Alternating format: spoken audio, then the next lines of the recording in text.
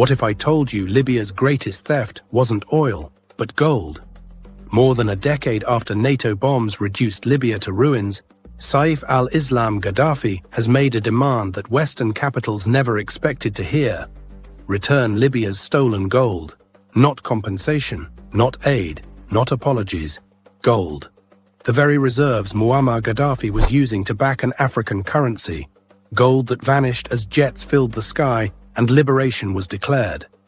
Now his son is forcing the question no government in Paris, Washington, or Brussels once asked, where is Libya's gold and who took it?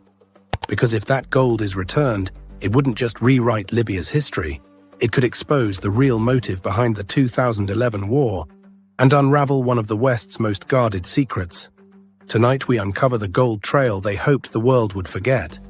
And once you hear the full story, you'll understand who actually took Libya's gold, who benefited from it, and why this demand has NATO and France panicking. Let's find out. Chapter 1. The gold that made Libya dangerous. Long before the first NATO jet crossed Libyan airspace, Muammar Gaddafi had already crossed a red line. It wasn't oil, it wasn't terrorism, it was gold. By 2010, Libya had quietly amassed one of the largest gold reserves in Africa, estimated at over 140 tons. But Gaddafi wasn't hoarding it for prestige or security. He had a plan that terrified Western financial powers, a gold-backed African currency, not tied to the US dollar, not controlled by the IMF, not dependent on the euro or the French-backed CFA system. Gold, physical, sovereign, African. With that reserve, Gaddafi was lobbying African leaders to abandon Western-controlled currencies and trade oil, gas, and minerals using a gold dinar. Oil-producing states would be paid in gold. African labor and resources would finally set their own price.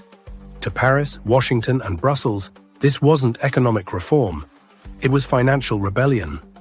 France stood to lose control over the CFA franc system that still tied 14 African nations to French reserves.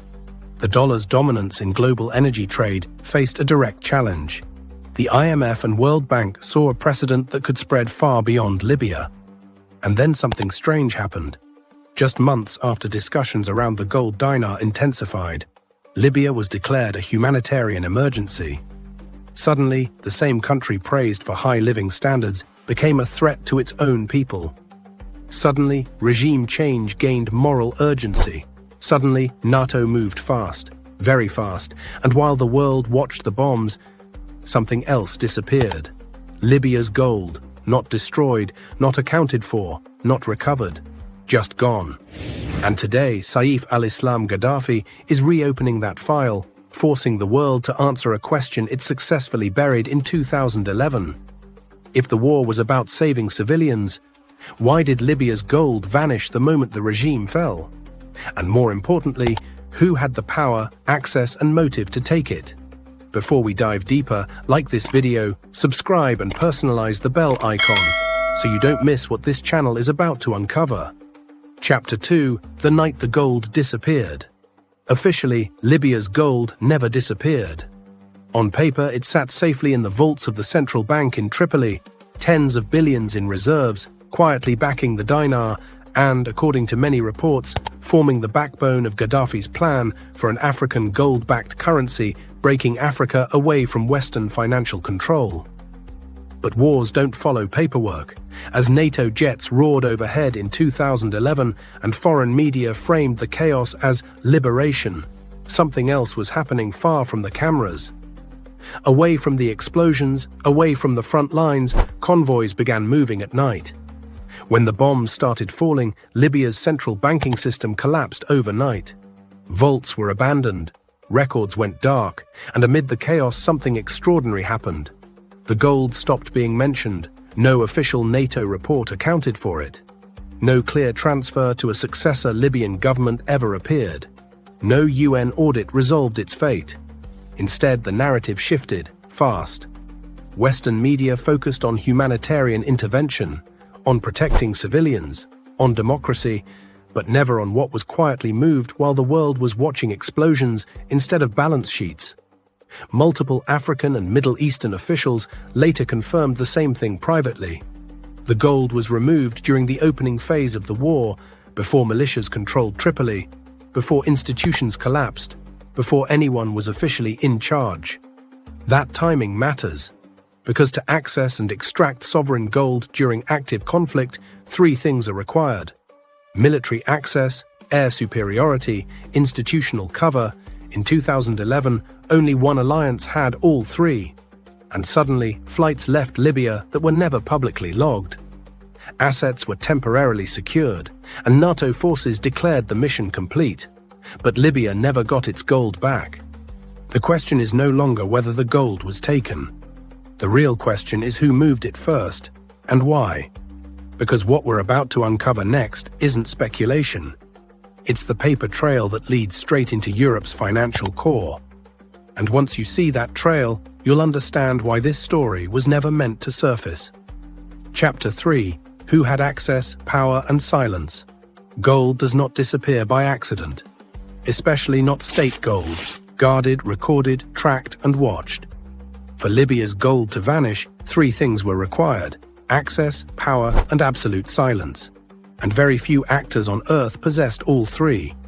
When Tripoli fell into chaos in 2011, Libya's central institutions collapsed almost overnight. But one place was secured faster than any hospital, parliament, or bank: the routes out of Libya. NATO controlled the skies, Western-backed forces controlled the ports, and intelligence agencies flooded the country under the banner of stabilization. This meant something critical. Nothing large left Libya without being seen. Gold does not move in suitcases. It moves in protected convoys, secured cargo holds, and coordinated clearances. Any transfer required authorization, or force powerful enough to bypass it. And only one coalition had that reach. Western governments insist they never touched Libya's reserves. They say the gold vanished amid chaos. But chaos doesn't erase flight logs. Chaos doesn't override customs records. Chaos doesn't silence every official involved, unless someone orders that silence. Libyan banking officials who once handled reserve documentation were removed, disappeared, or forced into exile. Records went missing. Audits were never completed, and international inquiries quietly stalled. Why? Because asking too loudly invites an uncomfortable reality: that the same powers who claimed to be protecting Libya's assets were the only ones capable of moving them. France had motive, NATO had control, global finance had incentive, and silence. Silence was guaranteed by diplomatic immunity, classified operations, and media alignment. This wasn't a robbery carried out in the dark. It was a removal carried out in plain sight, protected by power. But here's the mistake they didn't anticipate. Saif al-Islam Gaddafi is not asking politely. By naming the gold, by naming the demand, he is reopening files that were never meant to breathe again. And now the question isn't whether Libya's gold was taken. The question is, what happens if the evidence finally surfaces and the silence breaks? Chapter 4: Follow the beneficiaries. Gold does not simply vanish. When billions disappear, someone becomes richer, more powerful, and more protected. After Libya collapsed, its financial silence was immediate. Statements stopped, audits disappeared.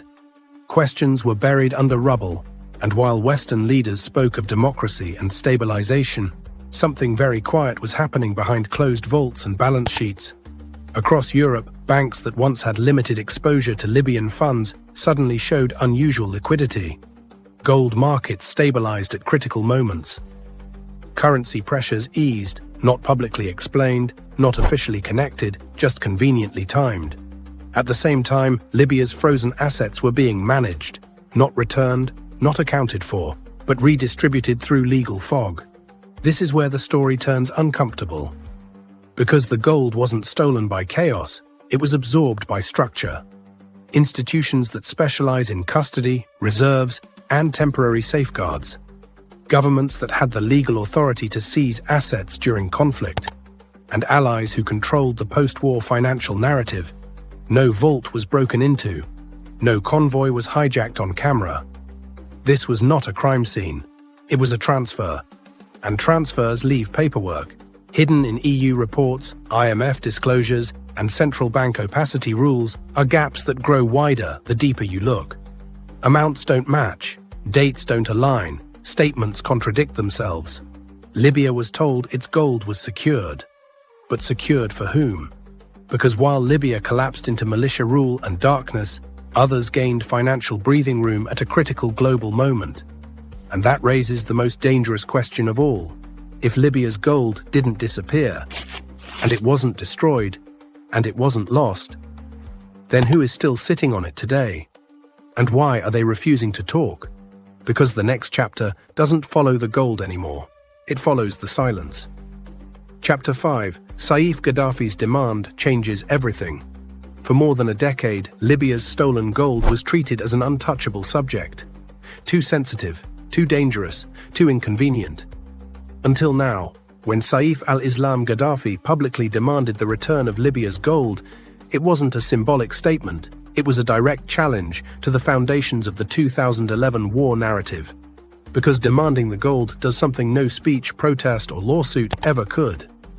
It forces the world to revisit what was taken and why. This is no longer about Gaddafi's past, it's about evidence. Gold does not disappear by accident. Gold leaves a trail through vaults, shipping manifests, financial clearinghouses, and state-level approvals. For Saif, reclaiming the gold isn't only about money, it's about forcing accountability onto the global stage. If NATO and France agree to return it, they silently admit it was taken. If they refuse, they expose the lie that Libya's collapse was ever about protecting civilians. That's the trap Saif has set. And this is why Western responses have been deliberately vague. No flat denials, no clear explanations. Only silence, deflection, and carefully worded statements about complex post-conflict realities. Because answering a simple question far more than anyone is prepared for, where is Libya's gold, would unravel. And now something remarkable is happening inside Libya itself. Saif's demand has unified voices that rarely agree. Tribes, former officials, young Libyans who never lived under his father but understand one thing clearly. Libya was stripped, not saved. This demand has reframed the war, not as a humanitarian intervention, but as Africa's most expensive daylight robbery. And if Saif succeeds, if records surface, vaults are named, transfers exposed, this won't end with Libya. It will force a reckoning across Africa, across NATO, across Europe. Because once one country proves its wealth was stolen under the cover of liberation, every other intervention comes under suspicion. This is why the pressure is building, this is why the silence is growing louder. And this is why Saif Gaddafi's demand changes everything. Because the moment Libya's gold is acknowledged, the real story of the war can no longer be contained. If the gold comes back, the truth comes with it. If Libya's gold is returned, it won't just restore lost wealth, it will restore memory. Because gold doesn't disappear by accident. It moves through hands with power, through systems designed to leave no fingerprints, protected by silence that only empires can afford. If that gold comes back, the story of 2011 changes forever. The war stops being about humanitarian intervention and becomes what many always suspected: a calculated operation to stop an African economic rebellion before it began. That is why this demand matters, not just for Libya, but for Africa.